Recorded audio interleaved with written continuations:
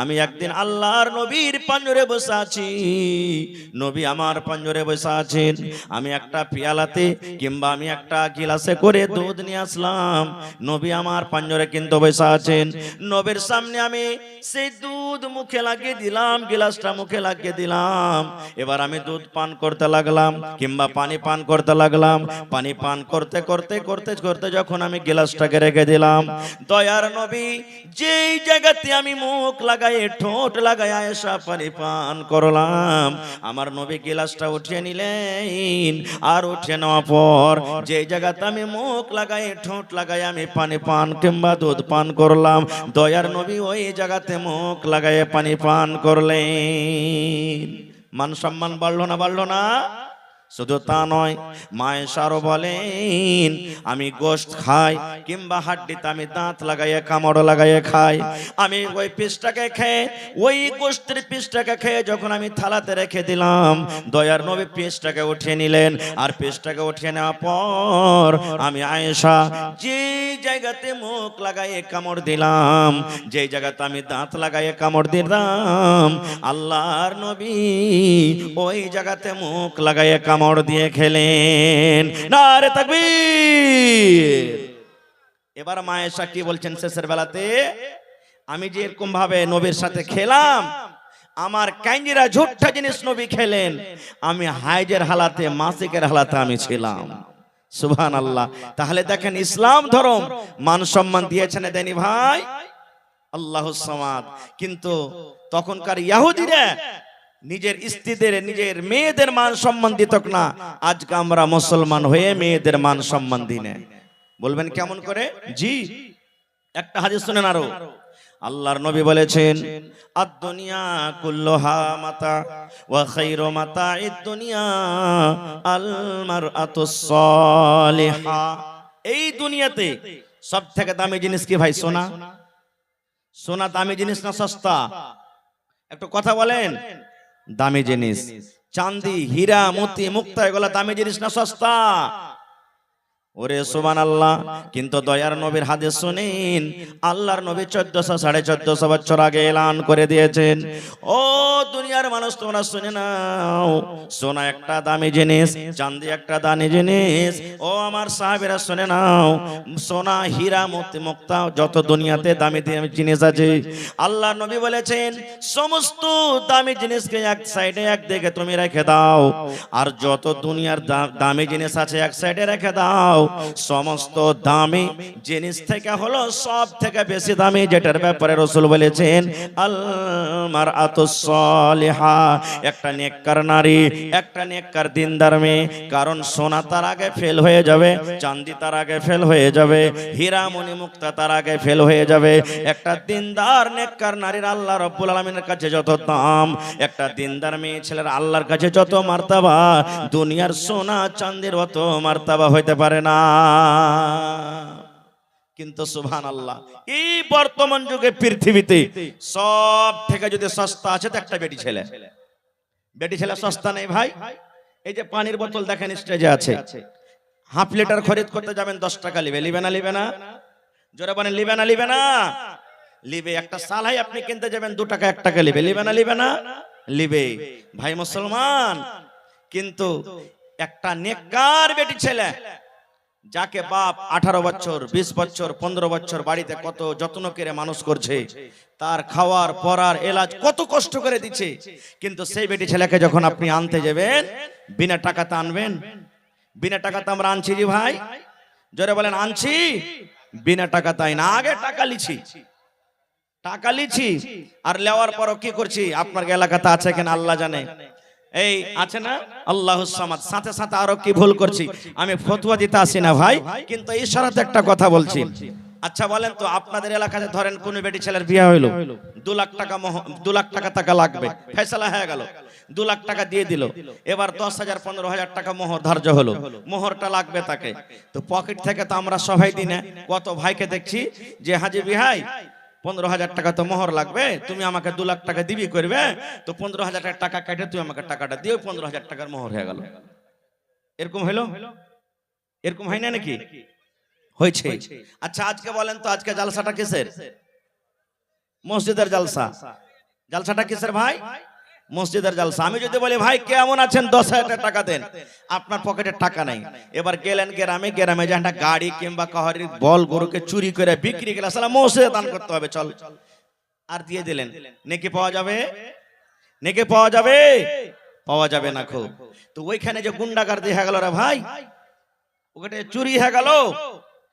এক তো জাহেজ পণ লওয়াটা হারাম, শরীয়তের নিগাতে হারাম, হারাম।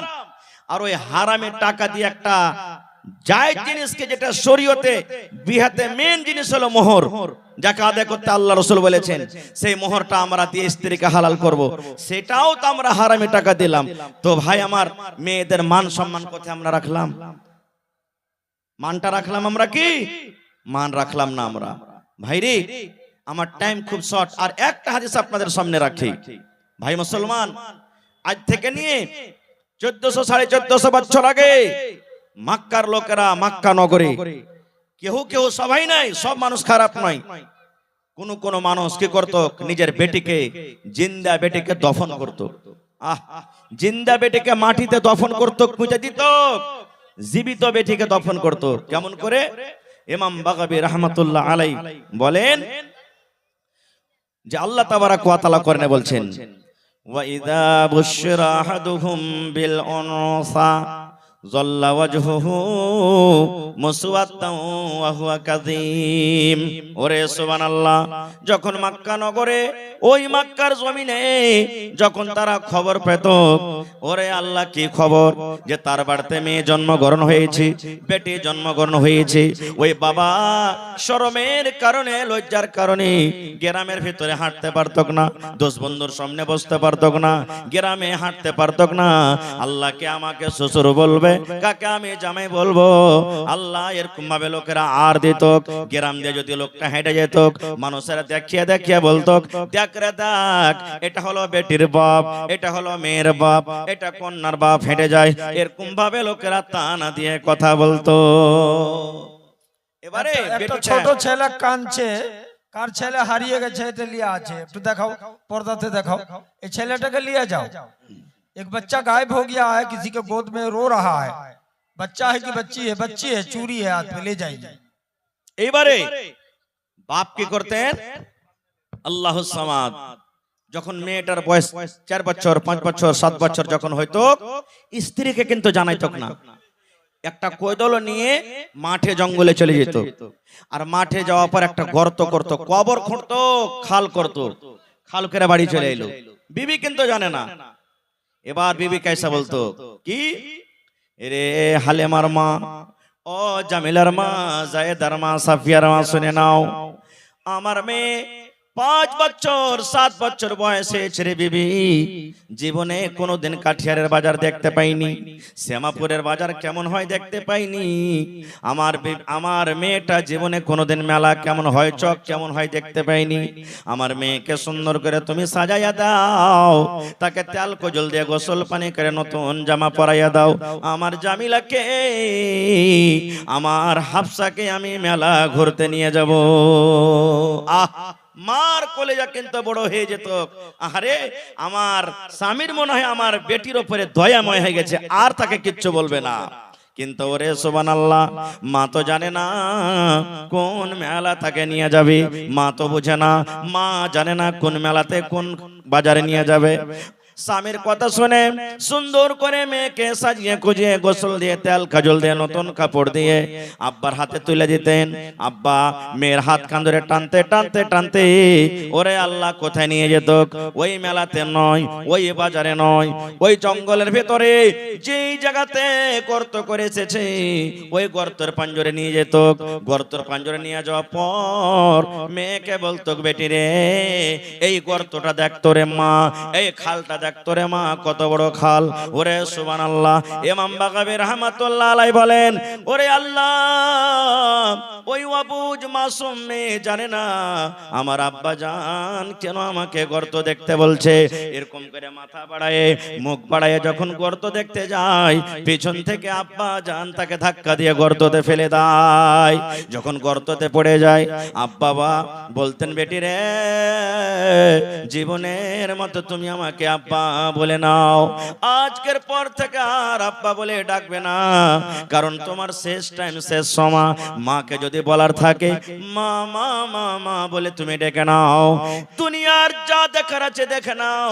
আজকের পর থেকে আর তুমি আমাকে দেখতে পাবে না, তোমাকে আমি দেখতে পাবো না। তুমি শেষ টাইম, শেষ সময়। এখন তোমার বাবারে যা দুনিয়াতে দেখার আছে তুমি দেখে নাও। ওরে সুবহানাল্লাহ।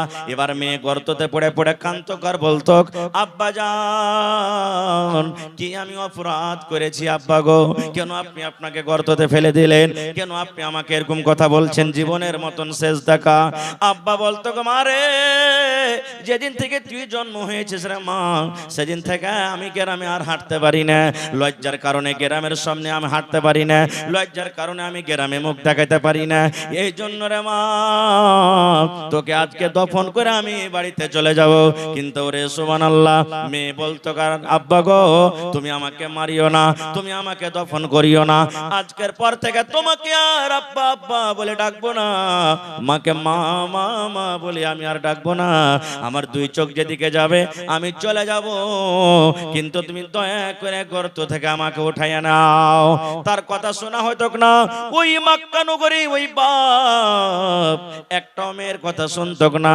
ওই মেয়েকে উপর থেকে মাটি চাপিয়ে জিন্দা জীবিত তাকে দফন করে বাড়িতে আসতো। কিন্তু নবীজি কত তার মান সম্মান বাড়িয়ে দিলেন, মেয়েদের মান সম্মান কত নবী বাড়িয়ে দিলেন, মেয়েদের ফজিলত কত দিয়ে দিলেন। আল্লাহর নবী বললেন, ও বেটির বাবা, ও মেয়ের বাবা, তোমরা শুনে নাও, আল্লাহ রাব্বুল আলামিন তাকে দুইখানা মেয়ে দিয়ে আজমাইশ করেছেন। আল্লাহ রাব্বুল আলামিন দুইখানা বেটি দিয়ে যাকে পরীক্ষা করেছেন। ওরে সুবহানাল্লাহ। ও বেটির বাবা, তুমি খুশি হয়ে যাও, খুশি হয়ে যাও। আল্লাহর নবী বলেছেন, যার বাড়িতে মেয়ে জন্মগ্রহণ হয়েছে, ওই বাপ যদি মুখখানাকে ভারী না করে, ওই বাবার যদি মুখখানটা কালো না হয়ে যায়, ওই বাবা যদি আফসোস না করে, আল্লাহ কেন তুমি আমাকে মেয়ে দিয়েছ, আল্লাহ ছেলে কেন দাওনি, হাসি মুখে আল্লাহ যেটা দিয়েছে আল্লাহর হাজার হাজার শুকর। ওই মেয়ের লালন পালন করে মেয়েকে বড় করে যতদূর পারলো শিক্ষা দিয়ে ভালো ঘর ভালো পর দেখে তার যদি বিয়ে লাগিয়ে দিতে পারে, আল্লাহর নবী বলেছেন, ও মেয়ের বাবা আর আমি নবী জান্নাতের ভিতরে যাব রে, জান্নাতের ভিতরে যাব। ওই বেটির বাবা আর আমি নবী জান্নাতের ভিতরে যাব। কত দূরে দূরে থাকবো জান্নাতের ভিতরে, জান্নাতে গিয়ে কত দূরে দূরে থাকবো। দয়ার নবী এই দুটা আঙ্গুলকে ইশারা করে বললেন, ও আমার উম্মতরা শুনে নাও, ও আমার সাহাবীরা তোমরা শুনে নাও। এই দুটা লোক যেমন পাশাপাশি হয়ে আছে, এই দুটা লোক যেমন পাঞ্জরে পাঞ্জরে হয়ে আছে, আমি নবী আর ওই মেয়ের বাবা জান্নাতের ভিতরে পাশাপাশি হয়ে থাকবো। নারে তাকবীর। দেখেন কত মান সম্মান বাড়িয়ে দিলেন। তাহলে আমার মনে হয় এই মজলিসে যত মানুষ আছেন প্রত্যেক মানুষের বাড়িতে বেটি আছে, আছে না নেই? জোরে বলেন, আছে না নেই? কাহরে একটা, কাহরে দুটা, কাহরে তিনটা, কাহরে পাঁচটা, এরকম ভাবে কত লোক এমন আছে একটাও আল্লাহ তাকে এখনো বেটি দেয়নি, শুধু বেটা। কত লোক এমন আছে যে একটাও বেটা দেয়নি, শুধু বেটি। এরকম মানুষ দুনিয়াতে আসে না নাই? যার তিনটা চারটা বেটি হয়ে গেল ভাই, ও শাশিতে ঘুঁচা মারবে, রে মরার বেটা মরা, রে গোলামের বেটা গোলাম, তুই কোন মায়ের লোককে নিয়ে শেষ করিয়া ইহুদমির বেটিকে তালাক করতে ছেড়ে দে। যা গালা বলবে, নন বলবে, তোর নিয়ত দেখে, এরে মাগি তোর নিয়ত দেখে আল্লাহ তাআলা তোকে শুধু বেটি দিয়েছে, বেটা দেন তুই জীবনে কোনোদিন বেটার মুখ দেখতে পাবি না। ভাইরে, আল্লাহ তাআলা কোরআনে সূরা শুরাতে বলছেন যে আমি আল্লাহ তাআলা যাকে ইচ্ছা করি বেটা দান করি, আমি আল্লাহ তাআলা যাকে ইচ্ছা করি বেটি দান করি, আমি আল্লাহ তাআলা যাকে ইচ্ছা করি বেটা বেটি দুটাই দান করি, আমি আল্লাহ তাআলা যাকে ইচ্ছা করি তাকে বাঁঝ করে রাখি, একটাও সন্তান দিই না। তাহলে বেটি দেওয়ার মালিক কে ভাই? জোরে বলেন। বেটা দিয়েছেন কে? আল্লাহ। আর বেটা বেটি দুজনই দিয়েছেন কে? আর আল্লাহ কাউকে কিচ্ছু দেয় না কে? হ্যাঁ, তাহলে যার বান যারা আছে একটা ছেলে পিলা হয় না, রাগ করে এই কথাটা কহিয়ে দেন না, শালা তোর দিলে রহম নেবে ওই লিগে আল্লাহ তোকে একটা ছেলে দেন। এগুলা ভুল ভুল।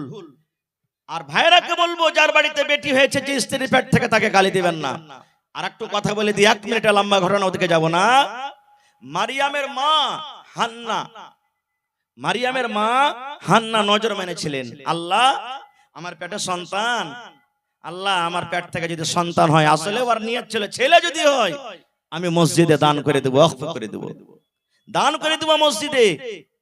কিন্তু যখন সন্তান হইলো, ছেলে হইলো, তখন ছেলে না হয়ে মেয়ে হয়েছে। মেয়ে আফসোস করছেন, আল্লাহ আমি তো ছেলের আশা করেছিলাম, কিন্তু মেয়ে হয়ে গেল।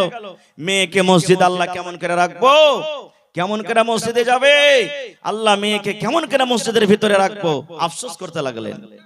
আল্লাহ রাব্বুল আলামিন তখন বলছেন, ও হান্না তুমি শোনো রে, ও হান্না তুমি শুনে নাও, তোমার মেয়ে হয়েছে, তুমি চিন্তা করিও না, আফসোস করিও না হান্না রে, তুমি চিন্তা করিও না, কারণ এটার নাম তুমি রাখো মারিয়াম, তোমার পেটের নাম তুমি রাখো মারিয়াম।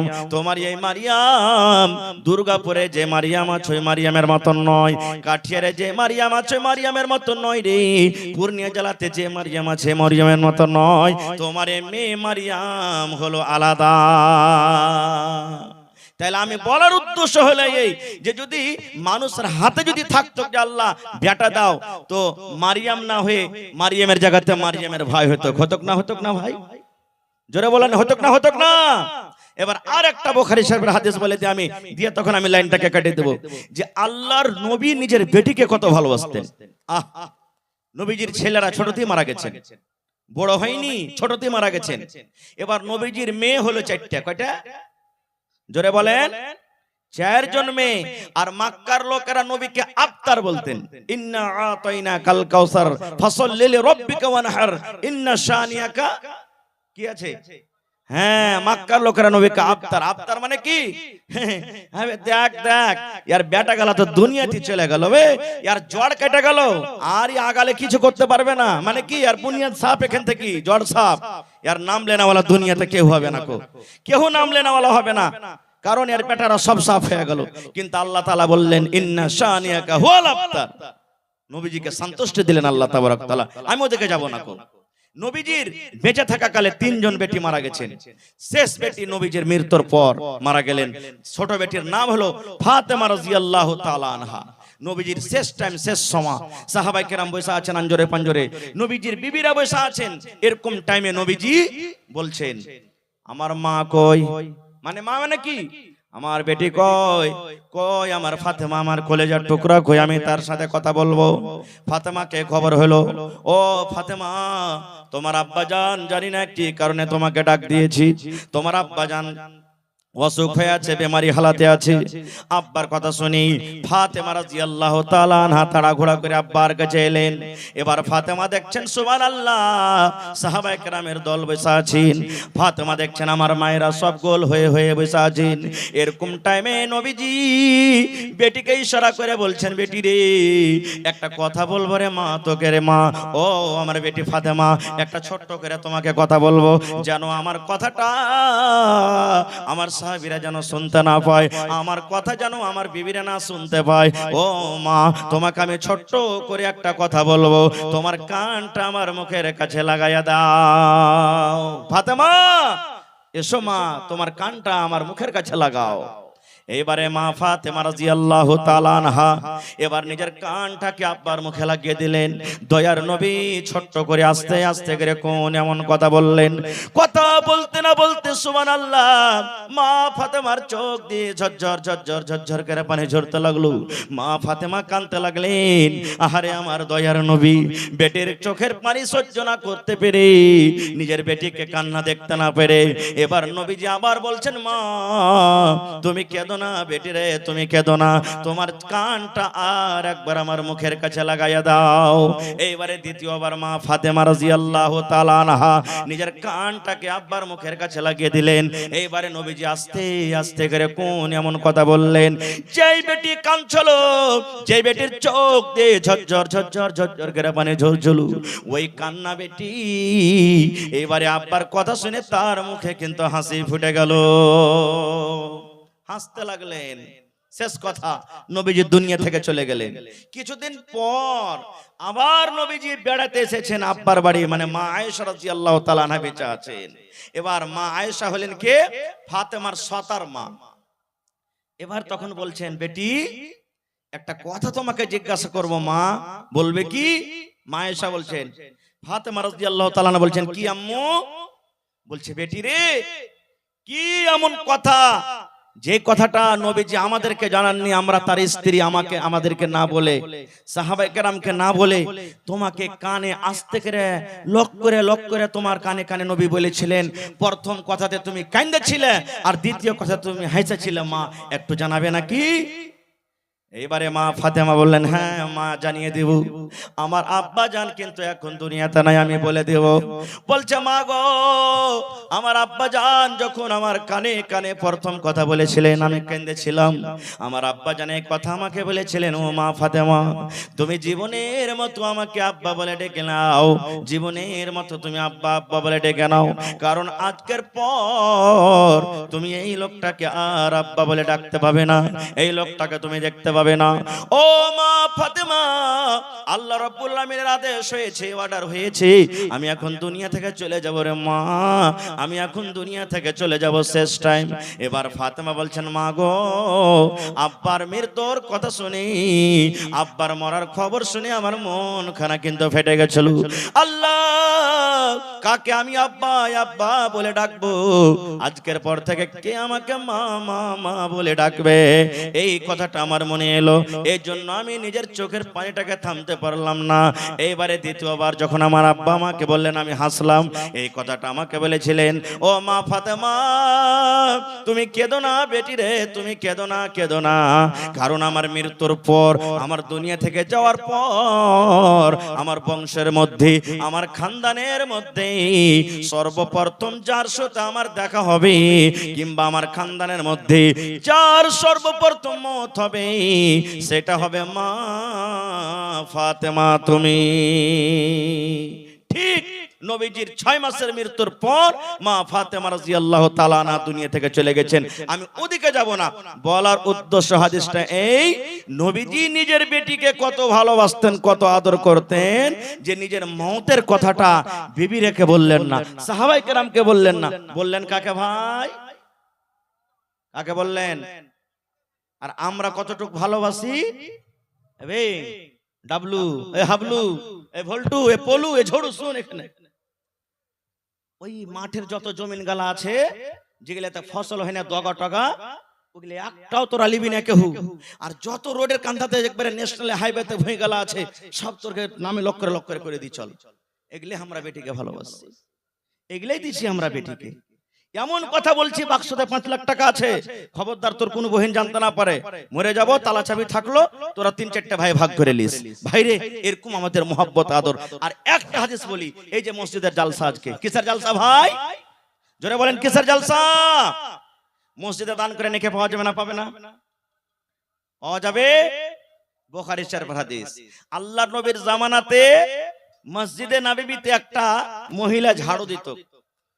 होटल में खाना सस्ता कर दिया गया है, 100 रुपया प्लेट था, 60 रुपया कर दिया गया है।